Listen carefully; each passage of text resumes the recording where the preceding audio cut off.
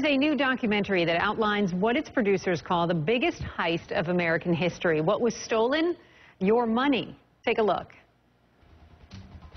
Massive job losses, record home foreclosures and devaluations, lost retirement savings. The mess we're in today did not begin on Wall Street. Long before the financial collapse, the dismantling of government regulation was well underway. Vast sums of wealth were already being channeled from the paychecks and bank accounts of everyday taxpayers and into the pockets of the super rich and corporate CEOs.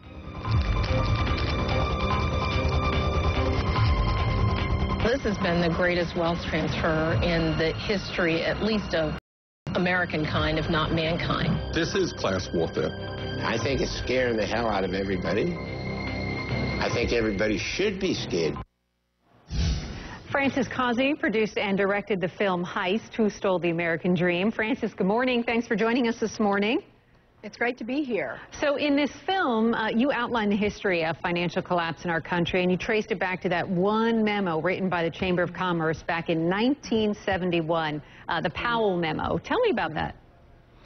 Well, the Powell memo was written by Justice Lewis Powell. He wrote it at the urging of his friend Eugene Sydnor at the U.S. Chamber of Commerce. And the memo called for a big business kind of corporate makeover of government. And he wrote in very strident terms. He really felt like the memo was entitled Attack on American Free Enterprise. And Powell really believed that the system was under attack. So he called upon corporate leaders to go to Washington, get out from behind their desks, that they were losing the battle, the public relations battle. So they wanted control over media. They wanted, business schools, more business friendly. And so that's essentially what they did. They implemented friends of Powell and corporate leaders all across, started implementing the memo. So your documentary cites a whole lot of issues that led to the state of our economy, from the rise of big businesses to bailouts, killing regulations on banks. But after all your research, was there one event that really put us over the edge, would you say? Well, I think, what got us interested in the topic and taking a kind of a long-form look at this, which I think documentary is uniquely positioned to be able to look at a big topic like this, is we looked at the lobbying that did away with Glass-Steagall, which was the most successful and long-lived financial law ever created. It came out of the Great Depression, and we began to understand more about the lobbying influence and as we studied Glass-Steagall. And keep in mind, Glass-Steagall protected both investors and consumers alike. And you also say, which I found interesting, that the economy crash wasn't because the Democrats did this or the Republicans did that. You say that this was really a bipartisan event.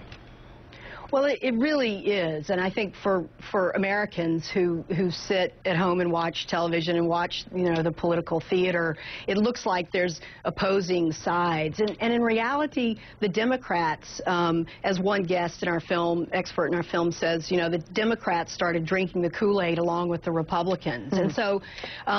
Except on matters of tolerance, and although there may look like there are big differences, they're actually very, very lock in step on economic matters. Let me play another clip from the documentary, and we'll talk about it more.